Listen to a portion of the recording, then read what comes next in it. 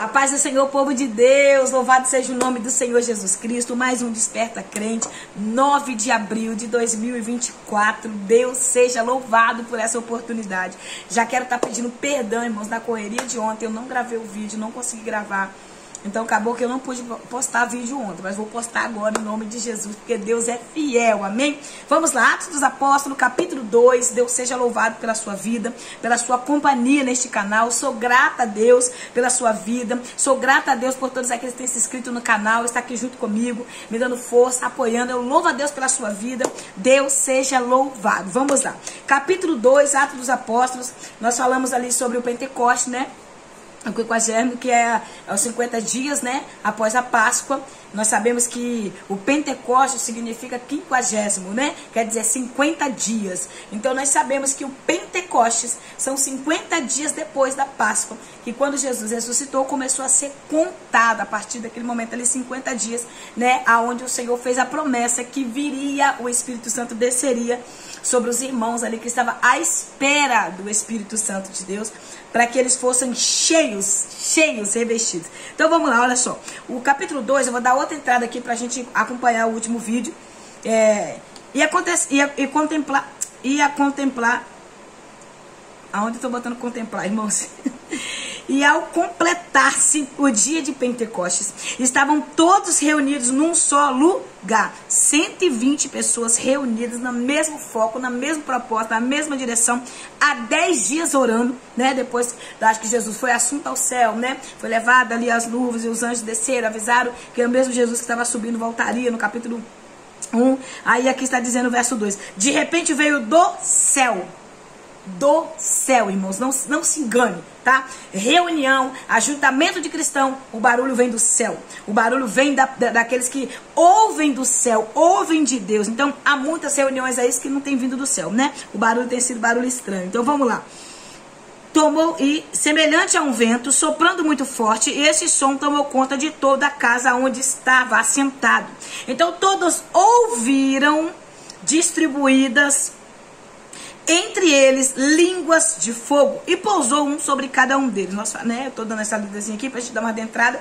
Nós vamos ver a união do povo, a união dos irmãos até serem cheios, até receber o poder do Espírito, até receber a descida do Espírito Santo. No capítulo 1, versículo 8, o Senhor fala assim, ó: e contudo recebereis poder, aleluia, quando o Espírito Santo descer. Então, quando o Espírito Santo vem sobre a minha vida, desce sobre mim, me enche, tem que ter uma transformação. Eu vou ser cheia do Espírito Santo, e aonde o Espírito Santo habita, em capacitação. Sabe o que o Senhor está dizendo? Que o Espírito Santo vai nos encher, para nos capacitar aí até o final, a completar a missão, a ser submisso até o final à vontade do Senhor. Então esse poder que nós recebemos e que os irmãos aqui recebeu, é o poder de capacitação do Espírito de Deus. O Espírito, uma parte de Deus habita dentro de nós. Então aonde tem o Espírito Santo, aonde tem poder de Deus, tem que ter uma transformação, irmãos. Tem que ter uma mudança de caráter, uma mudança de atitude, uma metanoia, uma transformação, porque o arrependimento faz isso. O arrependimento transforma a vida do homem, o arrependimento transforma a vida da mulher. Não tem como eu dizer que passei pelo arrependimento, pelo reconhecimento do pecado, pela transformação através de Jesus, pela regeneração através de Cristo Jesus, e continuar da mesma forma, porque o arrependimento é metanoia. Metanoia no grego implica em mudar a mente, mudar a vontade, mudar a emoção. Resumindo, renúncia. O arrependimento traz renúncia de mim mesmo. O arrependimento traz transformação na minha vida. E o Espírito Santo, quando enche a casa que está vazia, capacita a ser submissa à vontade de Deus, a renunciar. Então o poder do Espírito Santo nos capacita a buscar almas para o reino, a pregar o evangelho com autoridade, com ousadia. E é isso que o diabo tem tentado fazer em muitos, tentado apagar o fogo do Espírito. Como? Porque uma pessoa que vive na promiscuidade, na vida de pecado, não consegue ter um relacionamento com o Espírito Santo, não consegue ter um relacionamento com Deus, está numa vida de pecado, está numa vida de falha, está numa vida de erro. Não vai conseguir ter o relacionamento que vai gerar essa intimidade para poder ter essa autoridade através do Espírito.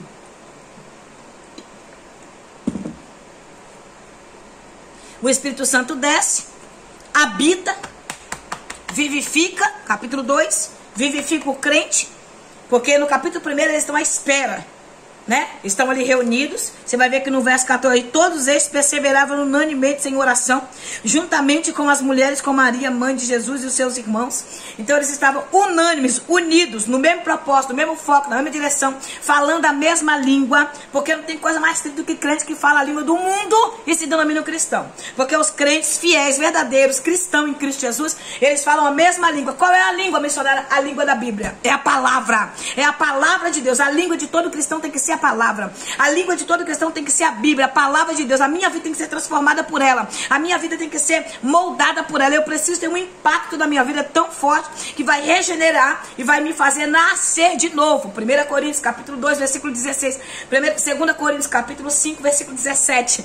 Eu vou nascer de novo, tá? Não da água, não só da água, mas do Espírito também. Como Jesus fala para Nicodemos, né? Nascer não somente da água, mas nascer da água e do Espírito. Da água, da lavagem da palavra e da transformação do Espírito, pelo poder de Deus, nascer de novo. Então esse novo nascimento é onde muitas pessoas estão tendo dificuldade, porque conhece a palavra, me ouvir, mas não pratica, não vive, e não é regenerado e não é cheio do Espírito. Por isso que nós vivemos esses dias atuais de crente fraco, de crente recuando, de crente botando culpa em outro, de crente botando culpa em pastor, de crente botando culpa em liderança, perseguição. Por quê? Porque não foi regenerado, irmão. Não foi transformado, não foi capacitado pelo poder do Espírito a transformar a vida. Então a gente sabe que a vida cristã vai ter luta, vai ter prova. Jesus no capítulo 5 de Mateus, ele fala que nós seremos levados às prisões, perseguidos, seremos injuriados, né? Passaríamos por luta por amor a Ele. Por amor a Jesus. Aquele que se torna seguidor de Jesus vai ser rejeitado pelo mundo. Aquele que segue a Jesus, aquele que anda com Jesus, mas aquele que se torna não somente um seguidor de Jesus, mas aquele que se torna também um representante do céu, ele vai sofrer ataque. Eu não sou uma seguidora, eu não sou só uma crente que bota a Bíblia embaixo do braço, vou para a igreja, volto para casa, vou para a igreja. Não. Eu sendo uma representante do céu, vou ser atacada. Você é atacada de todos os lados, por tudo quanto é tipo de pessoas. Você é atacada. Você é atacada por crentes que denominam cristão que está dentro da igreja. Você é atacada por pessoas que querem para me abraçar. Nós devemos ser atacados. Por quê? Porque nós somos representantes. Representante de um reino. Representante do céu. Você é um representante de um reino. Você está entendendo a responsabilidade que você carrega? Então, se o Espírito de Deus repousou sobre você, que esse Pentecoste aconteça, irmão. Que esse Pentecoste aconteça novamente. Traga essa purificação, essa limpeza em nós. Aí, depois que o Espírito Santo desce, enche eles, ali eles vão se levantar e não vão entender, porque quem está de fora não entende o que está acontecendo dentro. Quem está de fora não entende o que está acontecendo dentro. Então, no verso 6, eles vão dizer, ao ouvirem aquele estrondo, ajuntou-se um grande número de pessoas e ficaram maravilhados, pois cada um ouvia falar em sua própria língua. Lembra que no outro vídeo eu falei assim, que muitas pessoas foram ali para essa festa de Pentecostes, essas festas da primícia, essa festa dos 50 dias, a maioria foram com curiosidade para ver se os discípulos de Jesus apareceriam lá, porque já havia acontecido há 50 dias atrás ali, havia acontecido algo que parou o tempo naquele tempo, parou aquela era ali, parou, porque foi a morte de Jesus, foi a ressurreição. Então não havia outro assunto a não ser comentado naquele tempo que não fosse esse, né? A morte e a ressurreição de Jesus Cristo, os incrédulos duvidando, os que criam acreditando, os que falavam, aqueles que não queriam falar, aqueles que se envolviam, aqueles que não se envolviam. Então havia um movimento tremendo nesse tempo. Ali estava acontecendo algo poderoso, foi a ressurreição de Jesus. Então muita gente foi ali para essa festa de Pentecostes, que já tinha se tornado um rito religioso, uma normalização, né? É um perigo quando o crente começa a fazer da sua vida cristã normal.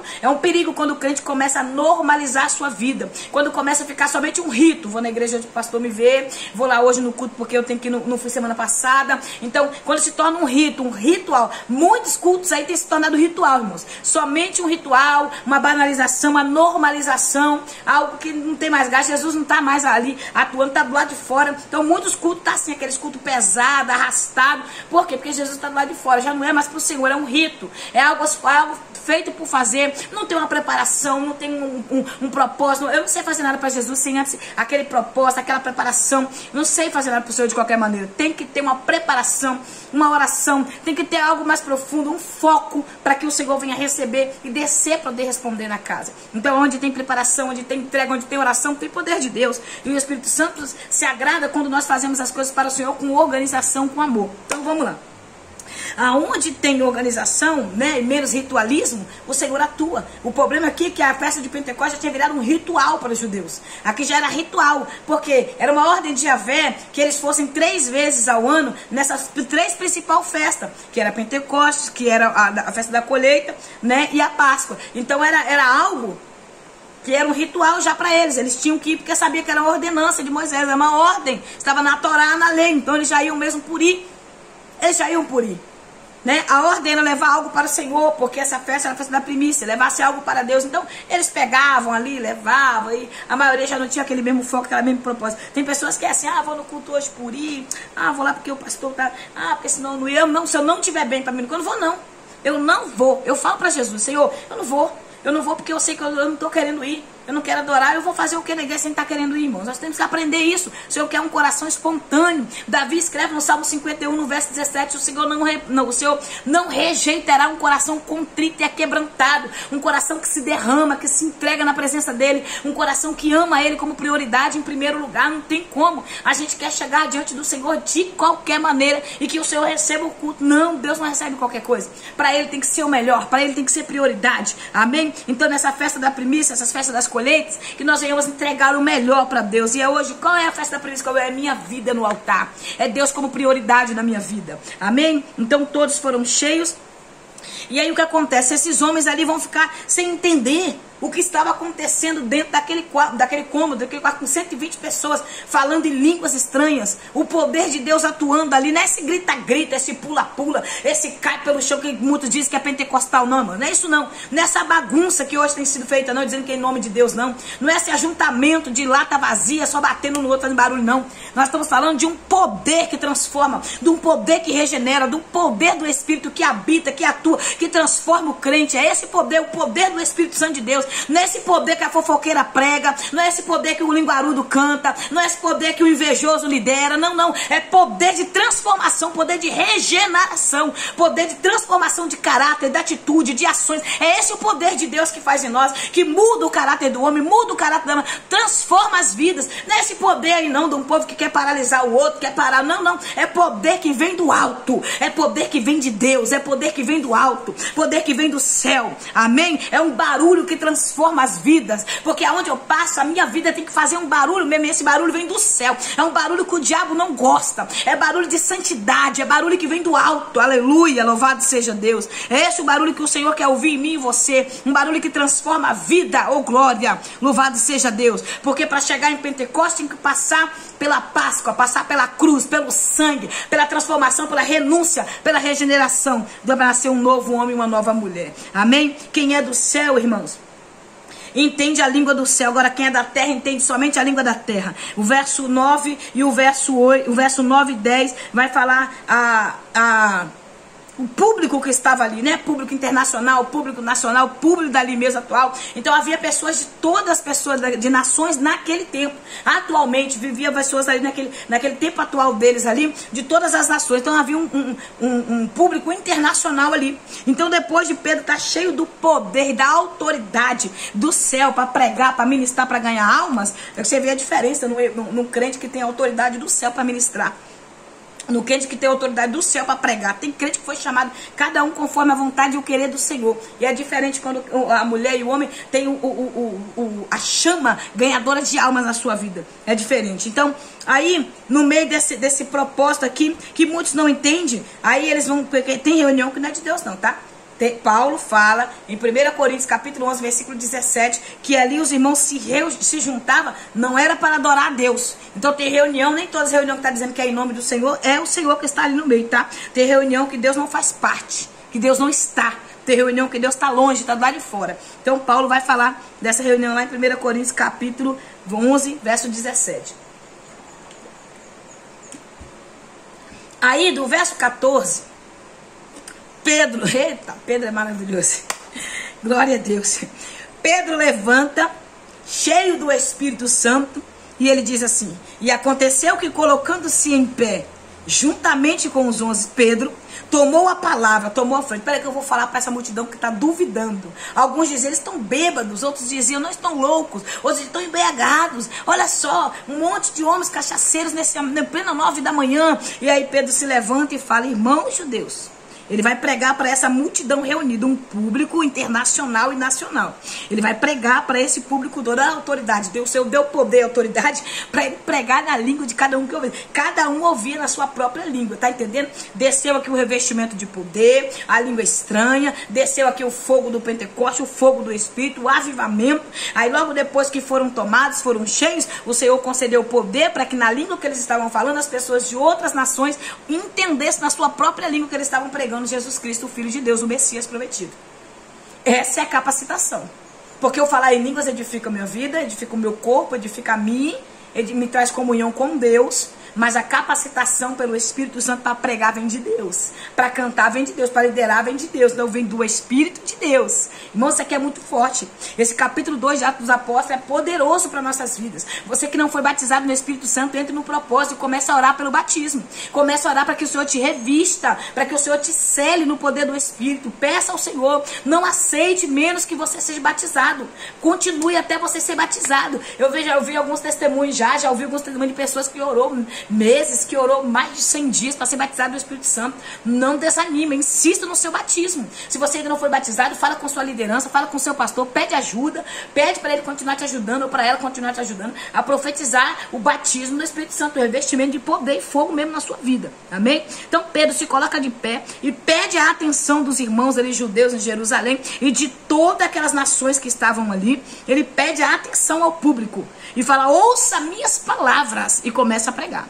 Este homem não estão embriagados como pensais, até porque são apenas 9 da manhã, e é muito diferente disto. O que está ocorrendo foi predito pelo profeta Joel. Aí ele vai para Joel. Ele vai falar: o profeta Joel profetizou. O que está acontecendo aqui é o poder de Deus que foi derramado, glória, que foi derramado sobre a vida desses homens e mulheres que aqui estão. Pedro está dizendo para aqueles irmãos que o que estava acontecendo eles não poderiam entender porque era natural. Carnal e natural não conseguem entender o poder que vem do alto. Então eles começam a pregar. Lembra que eu falei no verso 6? Os que estão de fora não conseguem entender o que está acontecendo dentro. Então, o mundo que está fora não consegue entender o que acontece dentro do ambiente espiritual, dentro do ambiente da igreja. Por isso que muitas vezes as pessoas não entendem por que eu e você renunciamos ao mundo, às paixões da carne, renunciamos às drogas, à bebida, à prostituição, que renunciamos a ganância, renunciamos tudo que essa terra tem oferecido, que tem coisas que são boas aos olhos do homem, e a gente renunciou para viver uma vida de santidade com Deus, para viver uma vida com Deus. O mundo não entende isso. Aí Pedro se coloca de pé e começa a pregar, que era uma profecia que estava acontecendo. Joel capítulo 2, versículo 28, Joel vai começar a profetizar, a falar nos últimos dias. Por que ele fala aqui nos últimos dias, diz o Senhor? Porque os últimos dias foi a partir do momento que Jesus foi assunto ao céu. A partir do momento que Jesus foi assunto ao céu, os últimos dias começou a ser contado, irmãos. Nós estamos em contagem regressiva desde quando Jesus foi. Jesus foi assunto ao céu, começou a contagem. Você sabia disso? Não perca tempo, não perca tempo, não é tempo de perder tempo. Aí ele fala no verso 17: nos últimos dias diz o Senhor, que derramarei do meu espírito sobre todos os vossos povos. Os seus filhos e as suas filhas profetizarão. Os jovens terão visão. Os velhos terão sonhos. Eu tenho muito mistério de sonho. Há crentes que não acreditam mais em sonho, tá? Deus dá revelação através de sonho. Dormir de barriga cheia. Crente cru que já está há muito tempo, ela não consegue mais crer. Aí fica dizendo que sonho é sonho de... Não, meu irmão. Deus me entregou quando o Senhor me revelou que viria Covid na terra, que fecharia todos os comércios do Brasil inteiro, que ele pararia a terra. Quando ele falou comigo, que eu falei para muitas pessoas, em algumas ministrações que eu ia pregar, eu falava, as pessoas ouviam na cara das pessoas, as pessoas não acreditavam. Por quê? Parar o mundo, irmãos. Eles não acreditavam que o mundo todo ia parar porque dessa enfermidade, porque dessa doença. Ninguém queria acreditar que viria uma doença que mataria muitos, como foi a Covid. Muitos não queriam acreditar, mas quando veio, eles viram que o Senhor cumpriu a palavra dele. Deus falou comigo, mostrou para outras pessoas, e muitas pessoas incrédulas até os dias atuais. Eles tentam normalizar, eles tentam fazer com que é algo normal, é algo natural. Não, faz parte, mas a Bíblia nos diz, em Lucas, nos evangelhos do Senhor deixou escrito que haveria pandemias, peste, terremotos, fome. A diferença é que vai aumentando, vai degradando para cima, vai aumentando dia após dia, vai aumentando mais e mais. Então as lutas e as provas, elas se aumentam dia após dia. Terremoto aumenta mais e por aí vai indo, a pandemia vai vindo e por aí as pessoas vão passando por tantas provas e lutas, mas não querem se chegar e se render aos pés do nosso Senhor Jesus Cristo. É tempo, irmão, de se render ao Senhor. É tempo de se entregar ao Senhor. Então Pedro se coloca coloca de pé e começa a falar a profecia de Joel. Sobre os meus servos e as minhas servas derramarei do meu espírito. Naqueles dias eles profetizarão. Mostrarei maravilhas em cima no céu e sinais na terra. Aleluia. E sinais embaixo na terra. Sangue, fogo e nuvem de fumaça. Joel vai profetizando aqui até o fim, até o juízo, até o arrebatamento. Então, e Pedro vai falando, e Pedro vai entregando tudo aquilo pela palavra. Irmãos, é maravilhoso. Pregador tem que pregar a Bíblia, tem que pregar a palavra, na história de carochinha, não. Pregador tem que pregar a verdade que confronta, a palavra que confronta, a palavra que liberta é a palavra de Deus, é a Bíblia, ela liberta. Pregue a tempo, a fora de tempo, querendo ou não, pregue. Queira ouvir ou não queira ouvir, continue pregando, não mude mensagem por ninguém. É a palavra que liberta, é a palavra que vai libertar aqui mais 3.000 pessoas que ouvem Pedro pregar com autoridade. E ele vai falar, esse Jesus que vós crucificaste na cruz, ele vai indo. E todo aquele que invocar o nome do Senhor será salvo, louvado seja Deus. Israelita, escutai as palavras, Jesus de Nazaré, o homem aprovado por Deus, diante de vós, por meio de milagres feitos, potentosos e muitos sinais que Deus por meio dele realizou entre vós, como vós mesmo bem sabeis. Ele está dizendo, vocês sabem, vocês viram ele realizar prodígios, maravilha, curas, ressuscitou mortos, fez aleijado andar, fez cego voltar a ver. Ele está dizendo os prodígios e maravilhas, os potentosos feitos de Deus aqui no verso 22, e ele vai falando, este homem foi entregue ao propósito determinado. Ele vai dizer, ele se entregou com um propósito determinado, foi entregue com um propósito determinado. Havia um propósito para Jesus Cristo, através do que? Do conhecimento de Deus. Mas vós, com cooperação de homens perversos, assassinaram pregando na cruz, porque Jesus se entregou. Era um propósito ele ir para a cruz, era um propósito ele se entregar naquela cruz pelo meu e pelo teu pecado. Pedro está trazendo aqui na mente dos judeus, dos irmãos que estavam ali, uma realidade. Irmãos, não tem como ter conversão, não tem como ter transformação se a realidade não for pregada, se a verdade não for pregada. Então traga à mente das pessoas a realidade que ela vive. Nós somos pecador e necessitamos da misericórdia e da graça do nosso Senhor Jesus Cristo, porque senão não haverá uma transformação. E ele continua falando sobre Jesus, que a morte não pôde deter Jesus. O verso 24 vai falar que ele rompeu os laços da morte, a morte não pôde segurar Jesus, ele rompeu os laços, a amarração da morte, e ele se voltou novamente à vida, porque Deus, pelo Espírito Santo que habita em mim e você, trouxe Jesus, ressuscitou a vida. Louvado seja Deus. A Trindade, irmão, Pai, Filho e Espírito Santo trabalham juntos para a glória do nome do Senhor. A respeito dele, afirmou Davi, eu sempre via o Senhor diante de mim. Então Davi vai pregar também como Joel. Ele está dizendo aqui, o verso 29, ele fala que Davi morreu. Davi morreu e o túmulo de Davi estava entre eles. Está, né? Lá em Israel, se você for lá em Jerusalém, você vai ver. O túmulo de Davi está entre eles. Mas ele está dizendo, Jesus está à direita de Deus, assentado. Ele é Deus. Aleluia. Ele é Deus. A morte não pôde deter. Ele rompeu os grilhões da morte. Ele rompeu os laços da morte. Ele rompeu por mim e por você. Ele vive e reina eternamente. Ele dá testemunho de Jesus Cristo no verso 31, o testemunho da ressurreição de Jesus Cristo, e ele mostra Jesus exaltado à direita de Deus. Ele recebeu do Pai, e o Espírito Santo prometido derramou sobre vós. Aí pronto, aqui ele está falando já do Atos 2, o derramamento do Atos 2, verso 2, que é o derramamento do Espírito. Ele está falando aqui já, que ele foi assunto ao céu e derramou entre vós. Então ele está explicando, ele trouxe um testemunho, uma biografia, para eles entender o que estava acontecendo ali, o que estava acontecendo, que era o Espírito Santo sendo derramado por todos aqueles que creem em Deus. Irmãos, o crente revestido do Espírito, o crente cheio do poder do Espírito. Ah, meu irmão, pode acontecer, tem dia mal, chora, geme, tem dia que quer ficar quietinho, sozinho, mas está cheio do Espírito Santo. O dia mal vem, mas ele está no Senhor. O dia mal vem, mas ela está no Senhor, e ninguém tira ela do Senhor, ninguém tira ele do Senhor. Então, é isso que Pedro está dizendo. Pedro se coloca de pé e vai falar, por quanto Davi não foi levado aos céus, mas ele mesmo declarou, o Senhor disse, né, Davi não foi levado, mas o Senhor foi levado aos céus. Então não seja inimigo de Deus, irmãos, não seja inimigo de Deus, porque os inimigos de Deus serão botados como estrada aos pés do Senhor Jesus. Seja amigo de Deus, não seja inimigo da cruz, amém? Então aí ele no verso 36, ele fala, sendo assim, que todo o povo de Israel